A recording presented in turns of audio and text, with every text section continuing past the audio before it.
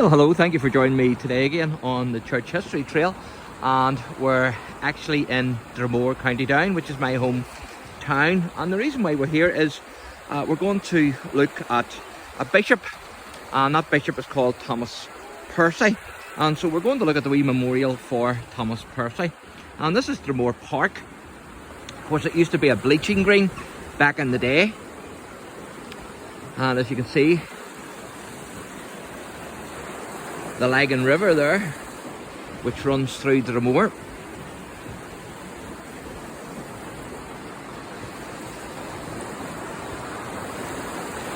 And that's the weir there. I'm going to take you down there shortly.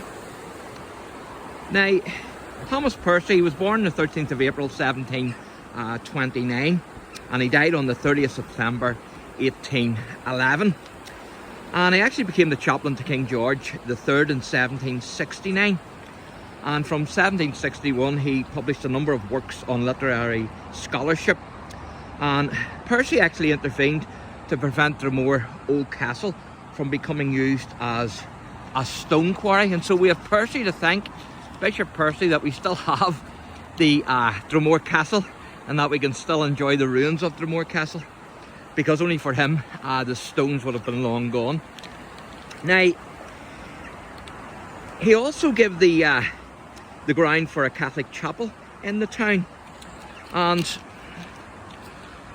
his letters are also an interesting source of information on local events and also events in Dublin, especially in the aftermath of the 1798 rebellion by the United Irishmen. And he strongly supported the Act of Union in 1800, and according to the memorial in Dromore Cathedral, all ranks and religious denominations in the area honoured him for his universal benevolence and piety. And of course, I showed you the memorial to the Bishop PERCY in Dromore Cathedral, and he is buried in that vicinity. And so you can actually check out the wee video that I done on that. And so he became the bishop then of Dromore, County Down, in 1782. And of course, his wife died before him in 1806.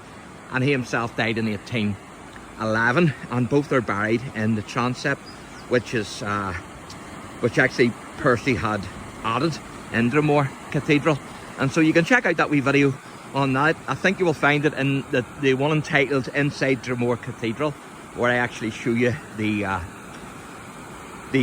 memorial to Bishop PERCY. But before we look at the monument here in the park to Bishop PERCY, I'm just going to show you the weir here. As you can see, that's the weir. And there's a wee bit of information here which I'm going to read out to you.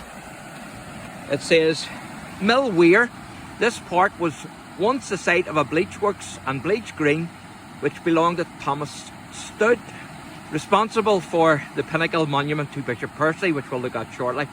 In the early 18th century, STOTT was one of the principal manufacturers of Irish cambric, a closely woven cotton cloth used as a fabric for lace. The considerable size of the bleach works, which used 3 water wheels, each about 12 feet in diameter, would have needed a considerable flow of water to be provided by the weir. And I think they still have these in another actual part of the park, those wheels, as far as I remember. So hopefully if they do, I'll be able to do a wee video on those. And you can see a wee bit of the remnant there from the machinery there that used to be here for this weir. And of course the weir itself here is very impressive, isn't it? It's beautiful. And so what we're going to do now is we're going to look at the monument that STOTT actually set up to his friend Bishop Thomas PERCY.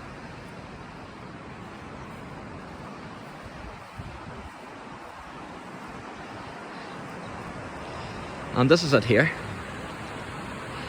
This is actually only the base that's left, and there's a wee bit of information here. I'll read this out to you. It's called the Pinnacle. This base, bearing a Latin inscription, is all that remains of a monument built by poet Thomas STOTT to commemorate his friend Thomas PERCY, Bishop of Dromore. Originally an impressive pyramid-shaped pinnacle which gave the monument its name, was mounted on the base. Stout, who was born in Hillsborough in 1755, contributed poems to the Belfast Northern Star and London Morning Post.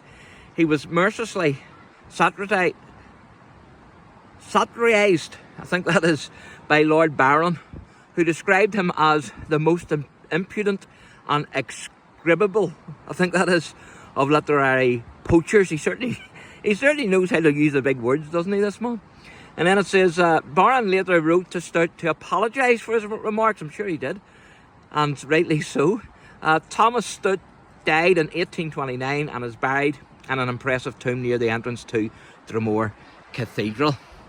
And so Thomas actually put this up in remembrance of his good friend, Bishop Thomas PERCY. Of course, this is only what's left of it, the base of it, but the pinnacle itself, the top of it anyway, is gone. And I'm going to read the wee inscription out now. I can't read it all because, as it says there, most of it's in Latin.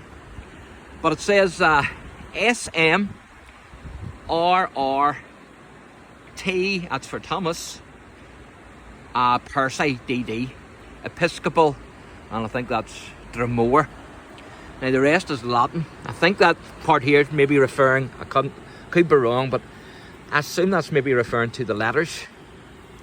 But I can't be sure. But you can see there it's 1811 is the date on the stone. So that's incredible.